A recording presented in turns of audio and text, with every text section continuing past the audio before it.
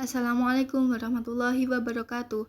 Halo teman-teman, untuk memenuhi tugas sosiologi, kami anggota kelompok 5 bersama Bella Amanda, Devina Ayu, Saptarini, dan Wahyu Solikatin dari 11 IPS 1 mempersembahkan PPT ini. Kami akan membahas subbab dari unsur-unsur stratifikasi sosial, yaitu kedudukan atau status dan peran atau role. Kedudukan atau status. Menurut Rojek dan Warren, dalam Henslin 2008, memaknai status sebagai tempat atau posisi seseorang dalam suatu kelompok sosial. Apabila dikaitkan dengan stratifikasi sosial, maka kedudukan dapat dimaknai sebagai tempat seseorang secara umum dalam lapisan masyarakat sehubungan dengan keberadaan orang lain. Pada prinsipnya, setiap individu dalam pergaulan hidupnya memiliki beberapa status sosial pokok atau key status, yaitu status dalam lingkungan kerja atau pekerjaan seseorang, lalu status dalam sistem kekerabatan, dan status religius dan status politik.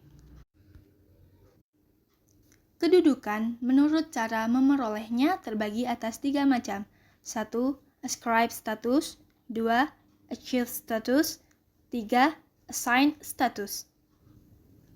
Ascribe status dapat diartikan sebagai kedudukan seseorang dalam masyarakat yang diberikan tanpa memandang kemampuan atau perbedaan kedudukan tersebut diperoleh secara turun-temurun melalui kelahiran.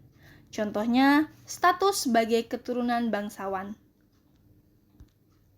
Lalu, achieve status. Kedudukan yang dicapai seseorang dengan usaha-usaha yang sengaja dilakukan bukan diperoleh melalui kelahiran, bersifat terbuka bagi siapa saja, tergantung kemampuan dari masing-masing individu dalam mengajar dan mencapai tujuan. Contohnya, dokter spesialis, pilot, ataupun akuntan. Assign status adalah status yang diperoleh melalui penghargaan atau pemberian dari pihak lain atas jasa-jasa tertentu. Contohnya, para pahlawan dan para peraih Nobel. Status juga dapat dibedakan atas status objektif, yaitu hak dan kewajiban melekat pada kedudukan bersangkutan. Lalu, status subjektif, berhubungan dengan penilaian orang lain, sehingga tidak selamanya berlaku konsisten untuk seseorang.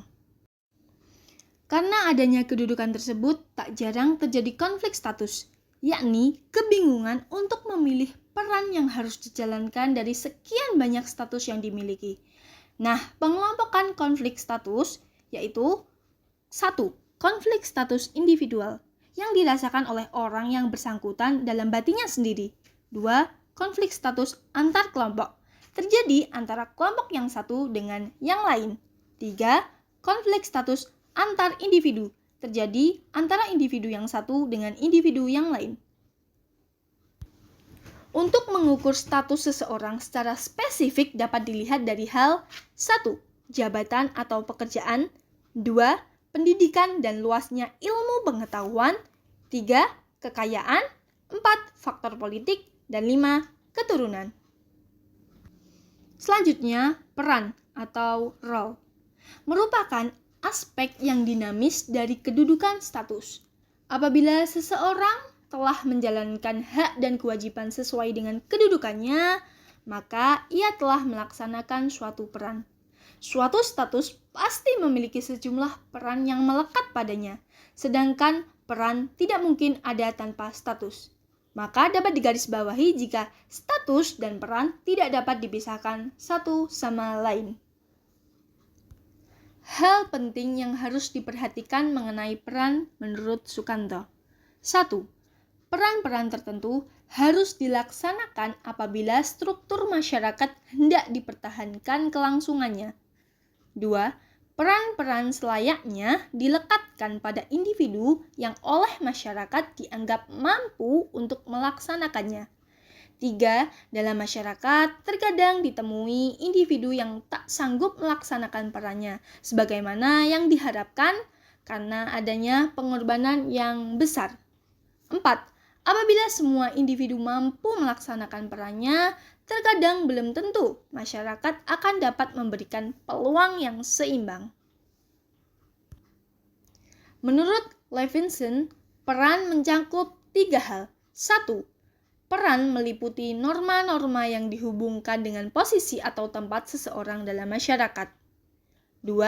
Peran adalah suatu konsep mengenai apa yang dapat dilakukan oleh individu dalam masyarakat sebagai organisasi. 3. Peran dapat dikatakan sebagai perilaku individu yang penting bagi struktur sosial masyarakat. Lalu, peran menurut Narwoko. Berdasarkan pelaksanaannya. 1. Peran yang diharapkan, yakni cara ideal dalam pelaksanaan suatu peran berdasarkan penilaian masyarakat. 2. Peran yang disesuaikan, yaitu cara bagaimana sebenarnya suatu peran dapat dilaksanakan. Selanjutnya, berdasarkan cara memerolehnya. 1. Peran bawaan. Peranan yang diperoleh secara otomatis bukan karena usaha. 2. Peran pilihan, yaitu peranan yang diperoleh atas dasar pilihan dan usaha pribadi. Nah, peran ini memiliki fungsi loh guys. Fungsi peran: 1. Memberi arah pada proses sosialisasi. 2. Pewarisan tradisi, kepercayaan, nilai, norma, dan pengetahuan. 3. Dapat mempersatukan kelompok dan masyarakat. Dan yang terakhir, menghidupkan sistem pengendalian sosial sehingga dapat melestarikan kehidupan masyarakat. Kita sampai pada part terakhir, akibat menjalankan beragam peran. Nah, teman-teman, kehidupan masyarakat modern yang memiliki struktur dan sistem pembagian kerja sangat kompleks menuntut suatu individu untuk menjalankan beragam peran. Kondisi tersebut dapat membawa akibat, yaitu 1. Konflik peran. Konflik peran akan terjadi apabila seseorang dengan kedudukan tertentu harus melaksanakan peran yang sesungguhnya tidak diharapkan. 2. Ketegangan peran.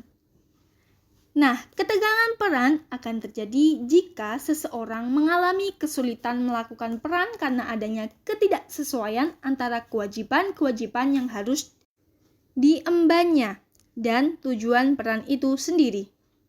3. Kegagalan peran. Kegagalan peran akan terjadi apabila seseorang tidak sanggup menjalankan beberapa peran sekaligus karena terdapat tuntutan-tuntutan yang saling bertentangan.